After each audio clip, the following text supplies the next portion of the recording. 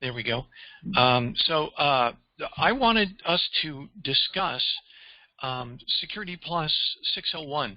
Did you have anything that you wanted to cover this morning, Ron? No. Okay.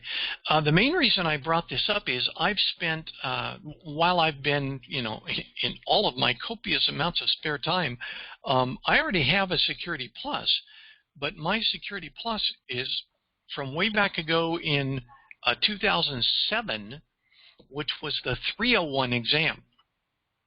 Back then, Security Plus or CompTIA, when they did their certification exams and they gave out their certifications, they called them certifications for life.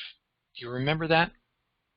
I actually never took a CompTIA before. Okay. Back in the day, one of CompTIA's selling points was, you get a certification from us, it's a certification for life. So, of course, people were like, yeah, sure. The issue is that the ISO, who are the International Standards Organization, approached CompTIA and said, do you realize if you tell somebody it's for life and then the industry changes, the individuals are slowly becoming less relevant within what the certification you're providing. So it gives them false confidence that they are still, current while they're still current while the industry has moved on. So you know what, CompTIA, I think you should make sure that you renew these credentials every few years. And CompTIA agreed. So yes, I still have my Security Plus for life, but it won't get me in the door anymore because it's so dated. So now CompTIA every couple of years comes up with a new version of their exam because the ISO encouraged them to make sure that these certifications that have their name on them remain relevant to the industry. So I fully agree with that approach. So I'll keep my Security Plus, but I'm still going to study the latest Security Plus. Well, this last year, hold on a second.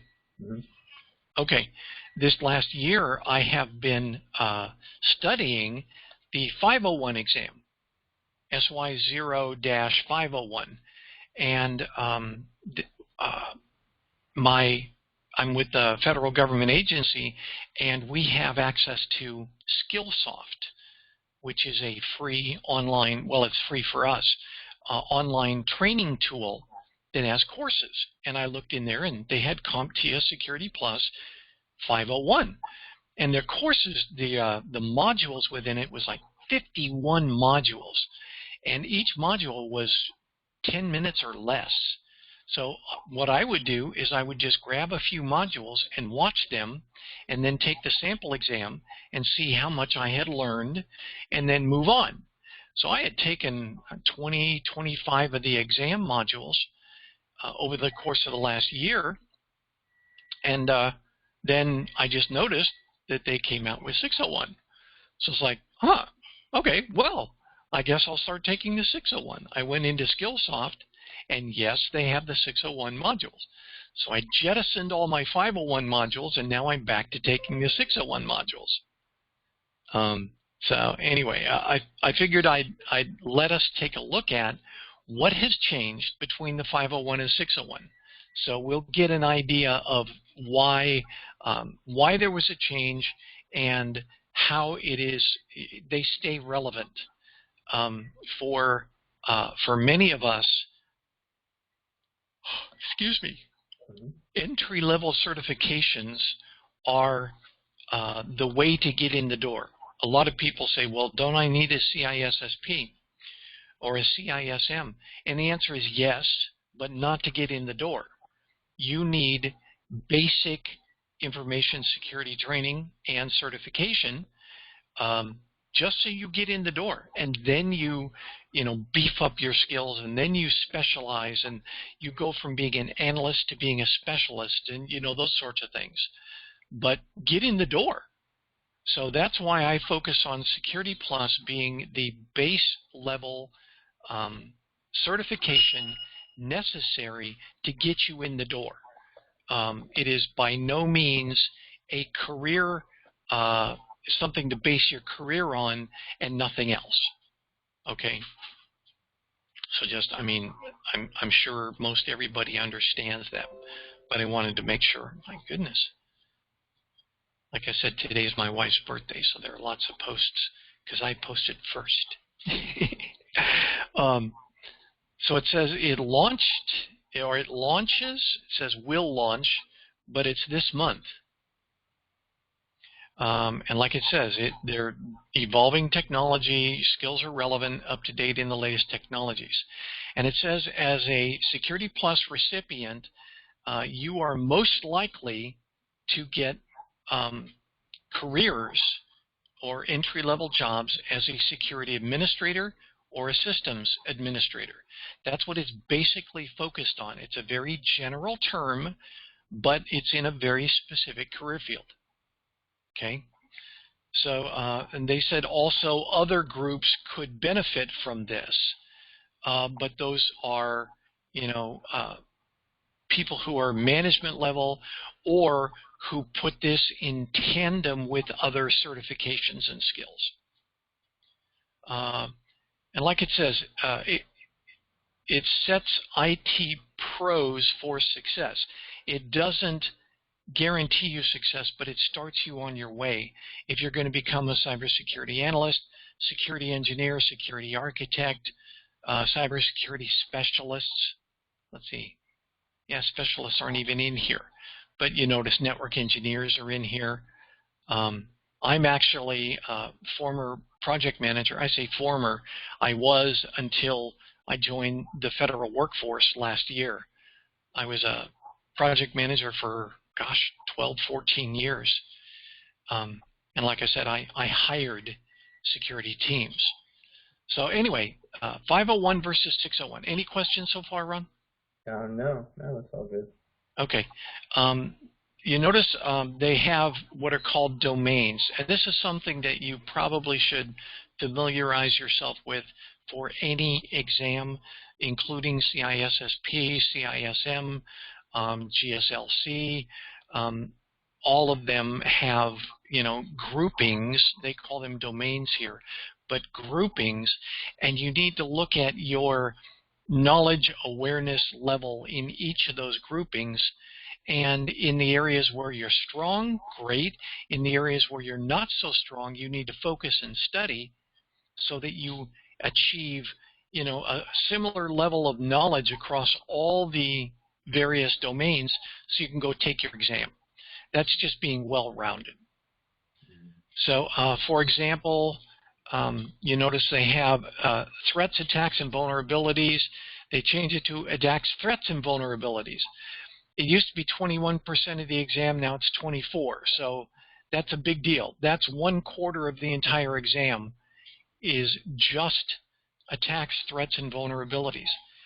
Among other reasons, that is one of the reasons why I focus so much on that during our mentorships, because it's something that's easy to get your arms around so that you can understand why we do what we do. There's a lot in here about the reason why we need cybersecurity programs, why an agency or organization would invest in programs and people like you. So that's where we start. And then after that, it says architecture and design used to be 15%, and they beefed that up to 21%. They now have this thing called implementation, which if you look through this, it's not really in there. And in fact, operation and incident response is not even in here. Governance, risk, and compliance, that's not really in here. So they have sort of, they took the first two domains here and then rejigged all the rest of the exam to focus on how do you do this. Obviously, if you look at it, how do you implement, How do you operate? What is a proper way to perform incident response? I'm certain they have scenarios. They have methods, processes, etc. And governance, risk, and compliance is how do you operate a program that is already in place. So if you think about it, back here they say, why put it all together? Why should a company invest in it? Why should Kellogg's, hey, we're into cereal. Why would we worry about this? Well, what happens when somebody downs your entire payroll system or goes in and steals intellectual property for your brand new, cereal method that's going to give you an increase of 2% or 2 months shelf life on your food? Cut your costs. You spent a lot of money researching it. Somebody else comes in and steals it, and they sell it over to, Procter and Gamble or somebody, and they make money off your ideas. So that's why we do it. But you notice these talk about what to do and how to keep it running, obviously. So it has changed to be what appears to be a little more action-oriented, which I think is a good idea. How do we do this? Does that make sense? Yeah. Okay, cool. And they say they focus on the most up-to-date current skills, assess the posture of an enterprise environment. Well, guess what? That's one of the things that we do. Remember, as part of our mentorship, we're supposed to be focusing on what people are doing. Now, it's a very high level, but we're doing that. We're examining and analyzing and then looking at best practices. Instead of doing that, what could they do that would make them more successful, less prone to risk? So look at this. Recommend and implement appropriate cybersecurity solutions. That's exactly where we're doing it. I applaud CompTIA for following my lead. So anyway, and then it says, monitor and secure hybrid environments. That is a big deal now. I'm over with U.S. Department of Labor, and we do a lot in, I'm in their configuration management group. And one of the things they're talking about is what constitutes an information system. And of course, the first thing you think about is, well, our servers, our network gear, our any sort of enterprise applications we have, our databases, our web front ends, our load balancers. Great, all of that is great. But then what about cloud services that we procure, for example, with Amazon Web Services or with Microsoft Office for Office 365? Those are cloud-based services that are out there and owned by somebody else that we're procuring on a contract. So how do we consider that part of our information systems? What would you think? Oh, yeah. They're connected to everything you use. You're uploading everything to it. So, yeah, you shouldn't be worried about it. Absolutely. The U.S. Department of Labor has critical mission data that is being trusted to these cloud-based services. It's out there on the internet, if you want to think about it that way. So, yeah, you want to make sure that these providers provide equal or better security protections than you're willing to do within your own network enclave. So that's why they call it hybrid environments. And the good news is you don't have to do it.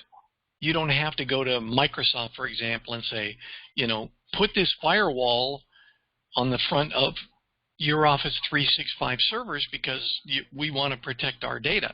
No, but what you specify is what level of protection, those Microsoft servers must provide. So, that's what a hybrid environment is. You may not provide it, but you specify what is provided. And then you monitor and make sure that they're compliant with your requirements there. Has anybody else joined us? No, just you and me. And then it says operate with an awareness of applicable laws and policies. That's the governance. The cyber laws are changing frequently to try and keep up with all the stuff that's going on. Let me give you, it's this sort of a side trip, but I think this is good to talk about right now. Are you familiar with cyber currency like Bitcoin? Yeah. Okay. What are some of the main draws of cyber currency? Well, it used to be easy to get. The value goes up, or can go up really crazy from an investor standpoint. But I mean, why would you invest in it? Because you get it really cheap, and then it could all of a sudden jump up really high. Okay. All right. Well, I'm going to try and give you a hint. When somebody does a ransomware attack, they typically will say, donate your money to this CyberCoin account. Mm-hmm. Why do you think they do that? Probably to fish for information. When you're plugging in information to that site, they might try to get into that site. Or maybe they set up the site themselves. Okay. Fair enough. Thank you. One of the main draws of cyber currency is that it's not trackable. The FBI and the Department of Homeland Security are well aware of this. So when somebody has an account that involves some sort of Bitcoin or cyber currency, the federal government can't see that. They have no oversight into these cyber currency providers. The only thing that keeps Bitcoin running is the Bitcoin people that invest in it. There is no Federal Reserve. There is no national level of banking. It is quite possible, and I'm sure this may have occurred in the past, where somebody would stand up a brand new cyber currency exchange. People would start putting money into it, and then they'd close the exchange and leave. The money goes into it with no guarantees except for the people who operate within it. No guarantees. So Bitcoin is only there because Bitcoin has a reputation that says, people can put money into us and trust that their money is not going to get stolen and taken to a Swiss bank account. So, it's like the Swiss bank accounts. It is not trackable, and it's not. The federal government can't touch it. However, what the federal government can and does do is they monitor money that comes out of it. What I mean by that is, I'll use this infinite banking concept thing that we're talking about for life insurance. Life insurance is not trackable. Life insurance, when I put money into my life insurance policy, I don't have to report it ever again to the IRS. Ever. So, among other things, that's why Joe Biden, he's happy to submit his tax returns because his investments are over in whole life insurance where nobody can see it. They're not even included on his tax returns. So anyway, that's not trackable.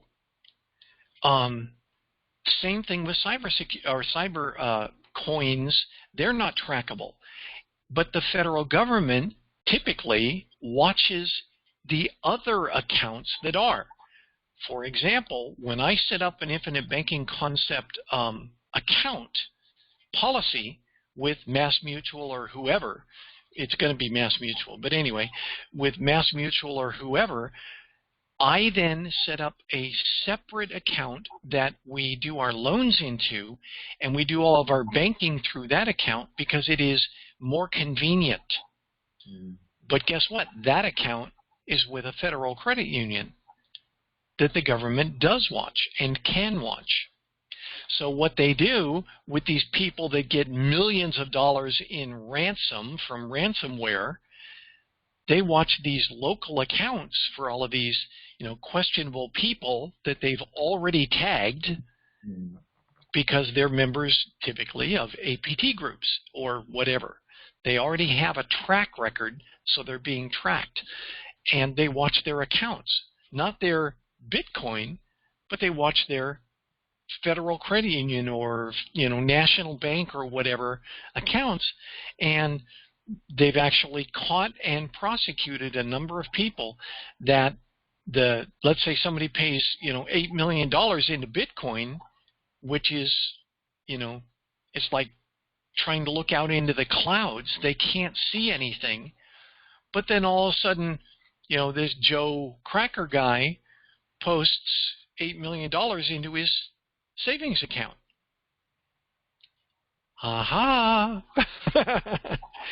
So the federal government does it that way. So cybercurrency, cryptocurrency is not trackable, but it's not as liquid, in other words, not as easily used as like your home checking account or savings account. So they watch that one. So anyway, that's where they talk about applicable laws and policies. How is your money being tracked? How is your security being? How do they make sure Microsoft adheres to security? Oh, I'll give another great example. You remember a number of years ago, I'd say 10, 15 years ago, the federal government was buying Blackberrys like nobody's business. Every federal government agency had thousands of Blackberrys. Do you remember that? Yeah. I was with Department of Defense, and it was like you would trip over Blackberrys walking down the hall. Everybody had Blackberrys stuck on their hips, four-star generals with a Blackberry on his hip, colonels, sergeants, civil servants, everybody was using Blackberrys. Why? Because it was very, very utilitarian.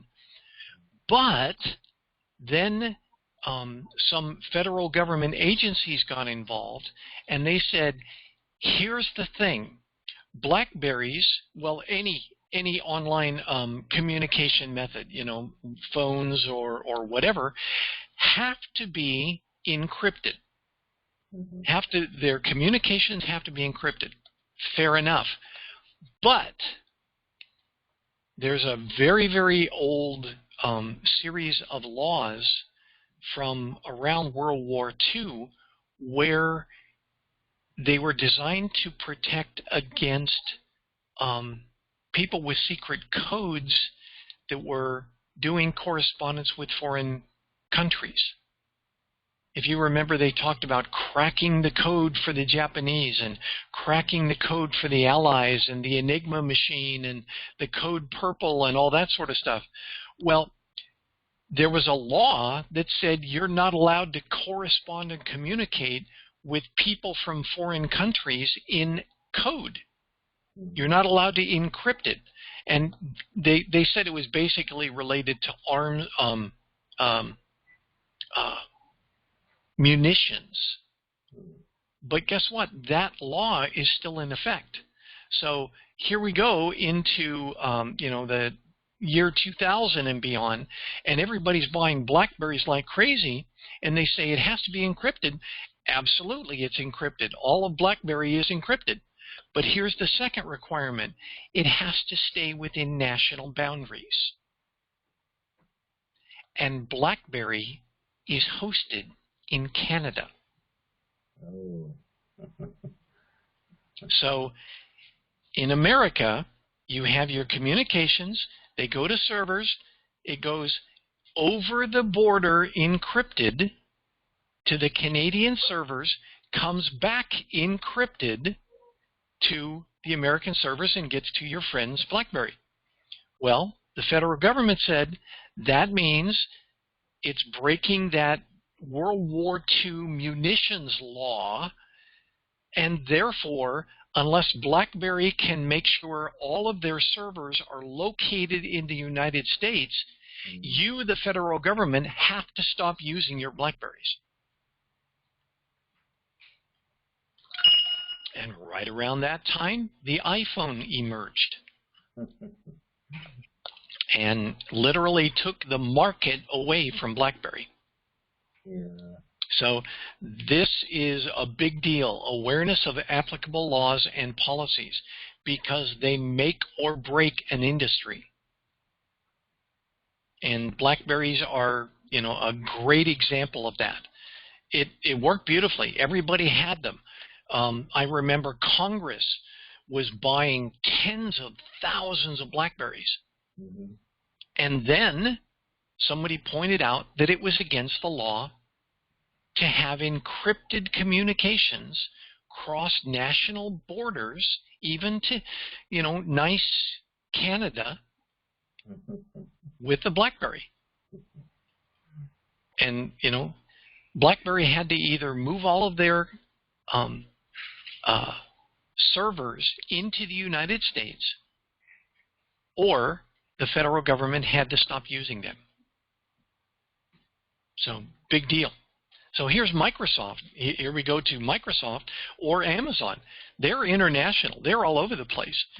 But they also encrypt. So how do they do it?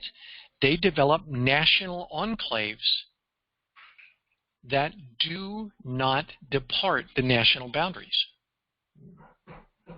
Sure, there's bytes and bits going everywhere, but they make sure that this infrastructure they've designed doesn't leak any information outside the U.S. boundaries. Therefore, they're legal. You can do it, even though they've got servers in Luxembourg and Bolivia and, China. Doesn't matter. Our bytes here in the United States don't go to those external servers. So Microsoft got it right. Amazon got it right. Apple got it right. BlackBerry, not so much. So anyway, and again, these are, if you notice here, these are action-based. How to identify, analyze, and respond to cybersecurity events and incidents. So if you go back here, it talks about incident response. Operations, day-to-day, how do you operate your infrastructure? How do you operate your incident response scenarios, tiger teams, attack response, reporting, etc. So it's far more action-based than the 501. So I think that's great. I think it's a great idea. I did share this link with everybody on our Facebook group. So I think that we all should take a look at this. But it says the exam objectives document is longer. The new exam actually has fewer objectives. We sort of pointed that out. That's why these went from 21 to 24 and 15 to 21, so that the action side was more able to absorb all of these. These are theory. Actually, almost all of these are theory. Well, okay, let's go all of this. This is all theory, and now only this much is theory. The rest is applied. So that's great. That's great. So fewer objectives, like it says, more examples under each objective, and help you understand the meaning of each exam objectives. They're not exhaustive, of course.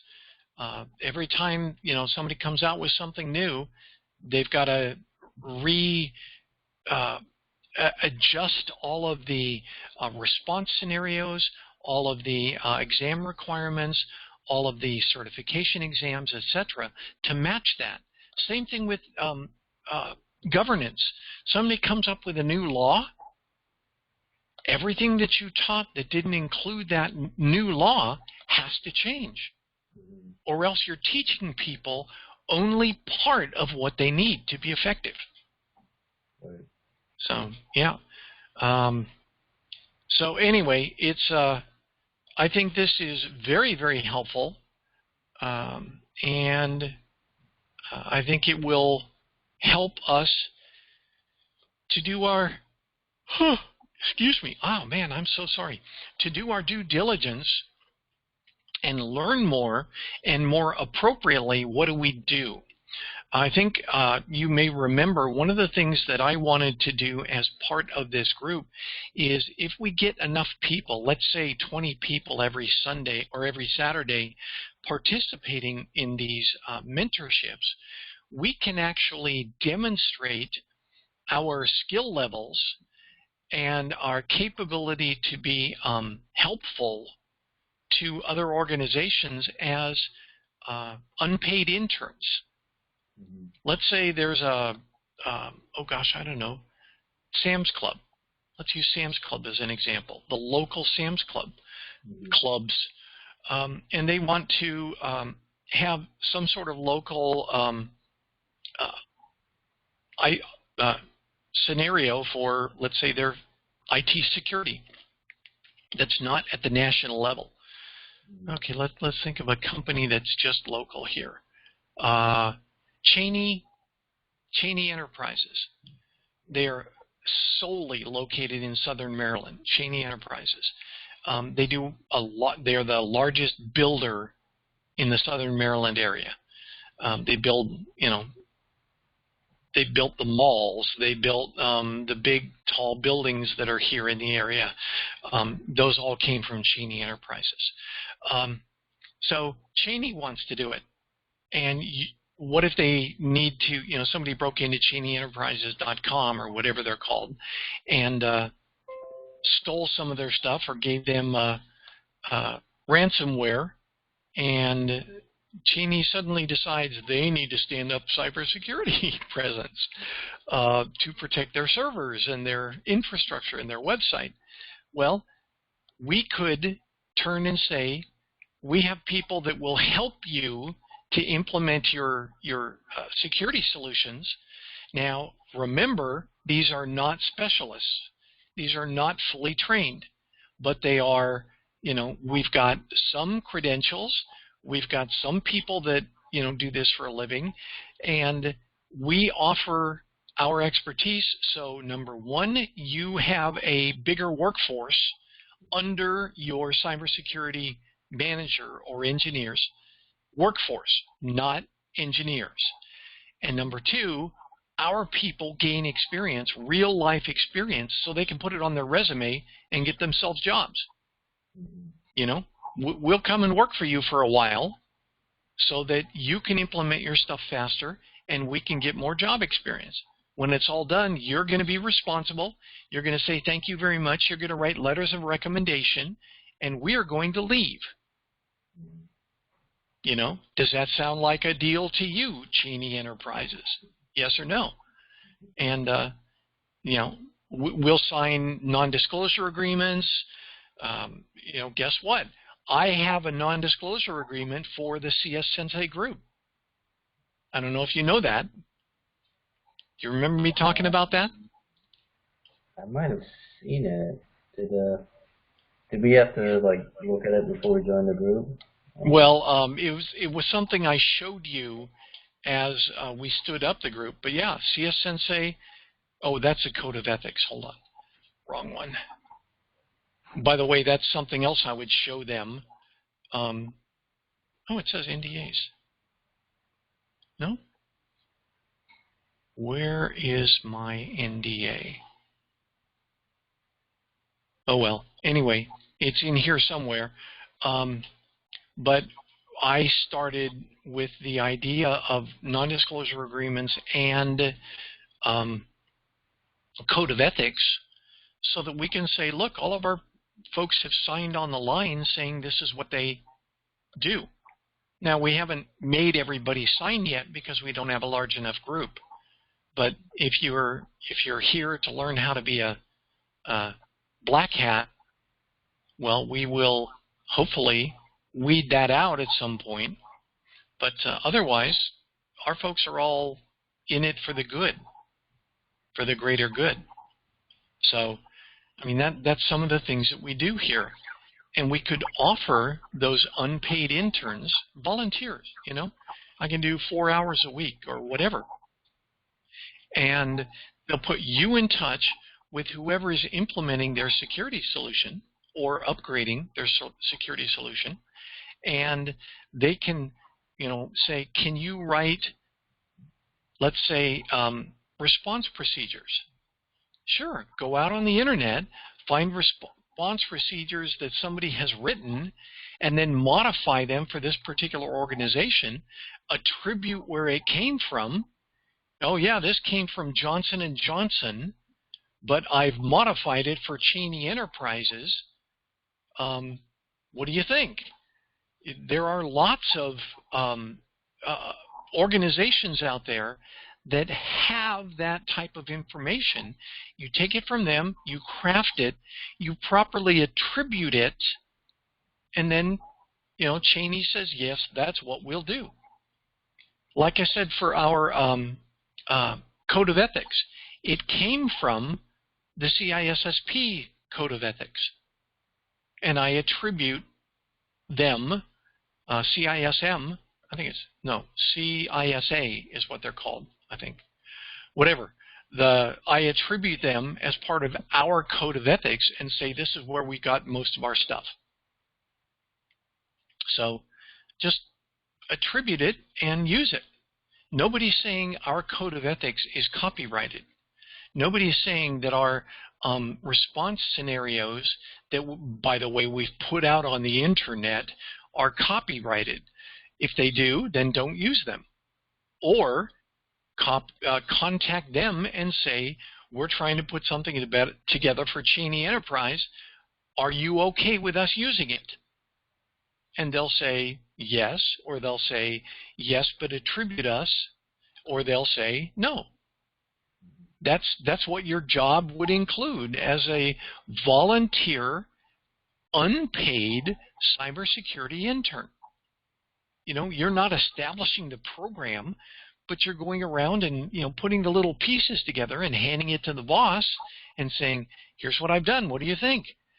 And then you remind him or her at the time when we're all done and they're writing your letter of recommendation. By the way, remember what I provided you. Make sure that's in the letter.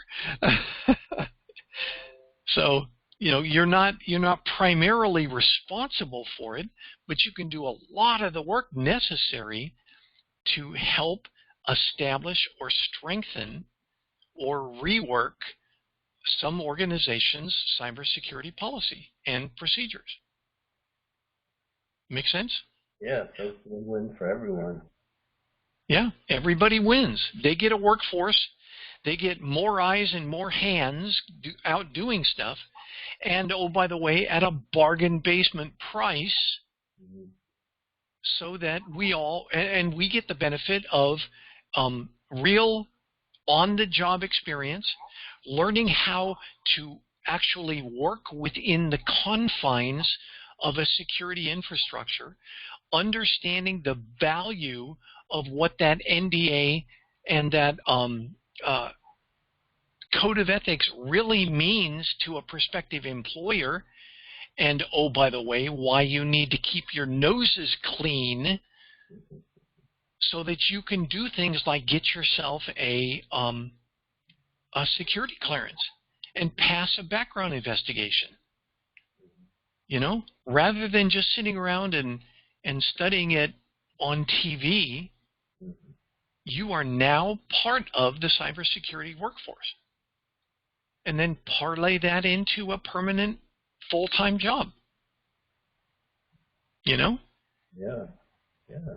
And, you know, so here's somebody else that says, oh, by the way, I studied at College of Southern Maryland and I have my Security Plus and this, you know, certificate from College of Southern Maryland. Okay. So what have you done with it? Well, I work at Five Guys Pizza. Okay. So what have you done with it? Well, I can't do anything until you hire me. Well, guess what? We figured out how to do it to where you can get the experience and then get hired. Yeah, yeah. Yep. Big plus.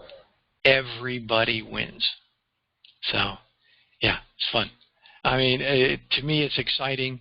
I will get no greater joy than to start seeing our people say, hey, guess what? I've been hired. Hey, guess what? I got a promotion. Hey, guess what? You know, and that's natural. If you are interested in doing this, I can guarantee you it is more lucrative than nearly every other career field out there. If you're going to get a job, this is an awfully good job to shoot for because it pays oh so well, you know. So anyway, well, I guess we didn't have anybody join us this morning, but oh well. I think this is going to be another one that I'm going to make sure everybody has the opportunity to watch because I mean, we talk about the exam, we talk about the internships, we talk about a lot of usage, you know, why the exam makes a difference now, what has changed, and how that makes it more applicable. A lot of people, myself included, back in the day when CompTIA said, you know, yeah, you've got a Security Plus, but DoD will no longer accept that Security Plus. What do you mean DoD won't accept the Security Plus? They don't. They will only accept what's called Security Plus CE, which means you're enrolled in a continuing education program after that certification. And you have to put in what are called instructional units, PDUs, professional development units. And you basically do things along with that certification. And every 3 years you have to recertify. Well, the first thing that I thought of was, oh, CompTIA is just trying to figure out how to keep making money. No, they're trying to make sure that you stay current. So I really back this idea, and that's why I'm showing everybody here. Well, 501 is now about ready to have an end of life as soon as 601 dawns, and it's dawning this month, according to CompTIA. So study for your 601. And like I said, Skillsoft has already updated their curriculum. I'm sure others are doing the exact same because the 501 now has an expiration date. I mean, I don't know what the date is, but the moment 601 dawns, 501 is destined to no longer be applicable. And it's the same thing with Windows. If you remember, once Windows 7, once Windows 10 arrived, Windows 7 was given an end of life. Same thing. Don't get certified in Windows 7 or Windows 8 anymore. It's got to be Windows 10. So, okay. That's all I had. I'm going to stop the recording.